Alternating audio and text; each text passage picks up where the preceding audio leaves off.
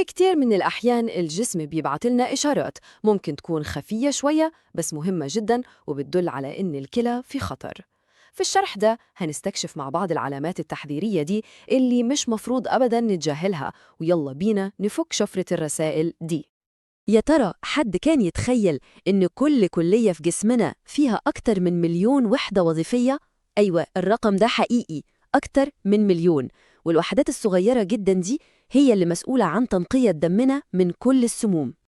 الوحدة دي اسمها النفرون، وده يعتبر الفلتر الصغير بتاع الجسم. وفي قلب كل نفرون في حاجة اسمها الكبيبة، ودي عبارة عن شبكة من الشعيرات الدموية الدقيقة اللي بتعمل كل الشغل الصعب. صحة الوحدات الصغيرة دي هي أساس صحة الكلى كلها. طيب، رحلتنا دي هتكون متقسمة ل4 أجزاء بسيطة. هنبدأ بالعلامات اللي بنشوفها بعينينا، وبعدين ندخل على الأحاسيس الداخلية. بعدها هنكشف إيه هي الأسباب الرئيسية، وفي الآخر هنتعلم إزاي نحمي كليتنا. يلا بينا نبدأ بالقسم الأول، العلامات التحذيرية اللي بتظهر على الجسم وممكن أي حد يلاحظها بالعين. أول علامة معانا هي وجود رغوة ثابتة في البول، وهنا لازم نوضح إحنا مش بنتكلم عن الرغوة العادية اللي بتروح بعد كام ثانية، لأ، دي رغوة كثيفة شبه رغوة الصابون بالظبط، وممكن تفضل موجودة لغاية ربع ساعة. طيب، إيه الحكاية بالظبط؟ إيه اللي بيعمل الرغوة دي؟ القصة بتبدأ من الفلاتر اللي في الكبيبة. لما الفلاتر دي بتتضرر بتبدأ تسرب بروتين كبير اسمه الألبيومين وينزل في البول. البروتين ده طبيعته شبه زلال البيض، يعني بيعمل رغوة، وده بالظبط اللي بيخلق الفقاعات المستمرة دي. العلامة التانية اللي ممكن نشوفها هي بقع بيضة أو مصفرة بتظهر على الجلد، ولو حد لمسها هيلاقي جواها مادة طرية زي المعجون.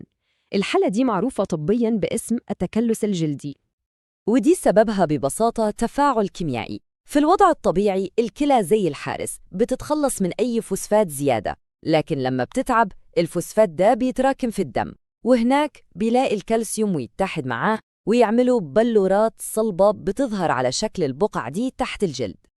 أكيد كتير مننا شاف منظر التورم ده، خصوصاً في القدمين أو الكاحلين. في اختبار بسيط جداً ممكن أي حدا يعمله، يضغط بصباعه على المنطقة المتورمة. لو مكان الصباع فضل معلم لجوا كم ثانية بعد ما يشيله، فده معناه وجود تورم اسمه الوذمة.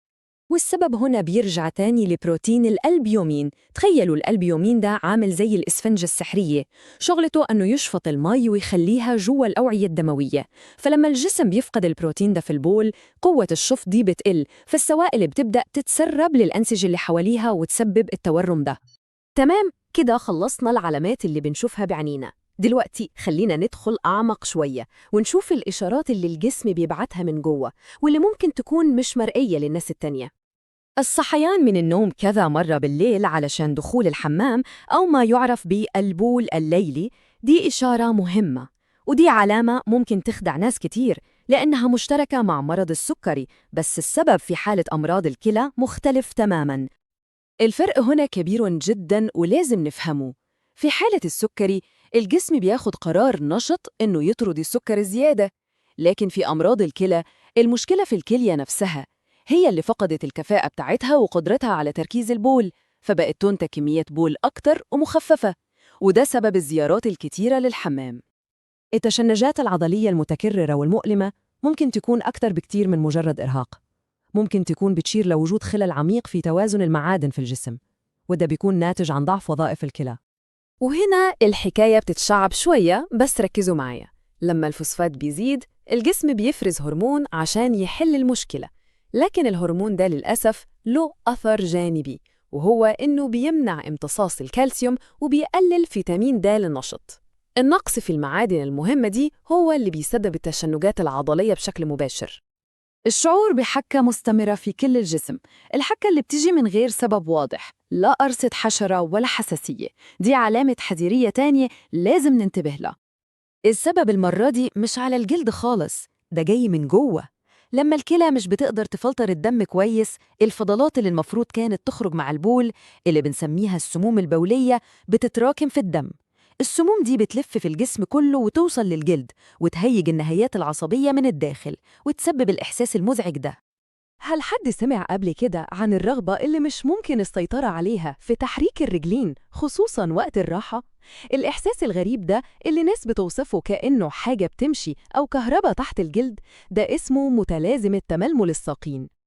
وهنا بنشوف إزاي الجسم وهو بيحاول يدافع عن نفسه ممكن يسبب مشكلة تانية. عشان يحارب السموم الجسم بيفرز هرمون اسمه الهيبسيدين، لكن الهرمون ده له أثر جانبي غير مقصود، وهو إنه بيمنع امتصاص الحديد. النتيجة هي نقص حاد في الحديد بيوصل للمخ، وهو ده اللي بيسبب المتلازمة العصبية الغريبة دي. وأخيراً، العلامة الثامنة والأخيرة معانا هي وجود طعم معدني دائم في الفم. طعم مش بيروح وملوش علاقة بأي أدوية أو بمشاكل في الأسنان، وغالباً بيكون معاه ريحة نفس مش كويسة. القصة هنا بسيطة جداً. نفس السموم البولية دي بتوصل لحد اللعاب. البكتيريا الطبيعية اللي عايشة في الفم بتبدأ تكسر السموم دي، والتفاعل ده بينتج عنه مادة الأمونيا. والأمونيا هي المسؤولة بشكل مباشر عن الطعم المعدني وريحة النفس اللي مش مرغوبة. طيب، إحنا دلوقتي عرفنا الأعراض. السؤال الأهم بقى، ليه؟ إيه اللي بيوصل الكلى للمرحلة دي أصلاً؟ يلا بينا نكشف الأسباب الرئيسية.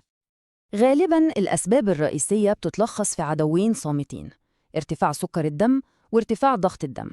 تخيلوا معايا إن الأوعية الدموية الدقيقة اللي في الكلى دي أنابيب رقيقة وحساسة جداً.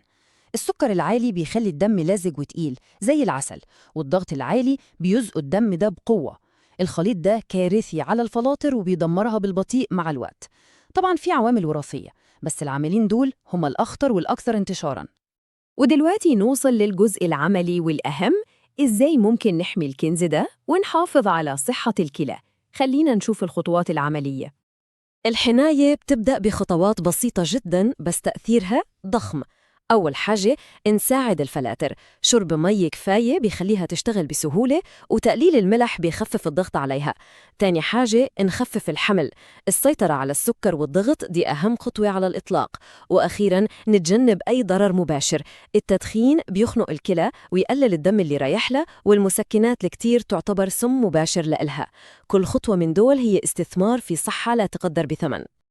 وفي النهاية بيفضل سؤال مهم لازم كل واحد فينا يسأله لنفسه: يا ترى جسمي بيحاول يقول لي إيه؟ لأن الاستماع للإشارات المبكرة دي والاستجابة ليها هو أول وأهم خطوة للحفاظ على صحتنا.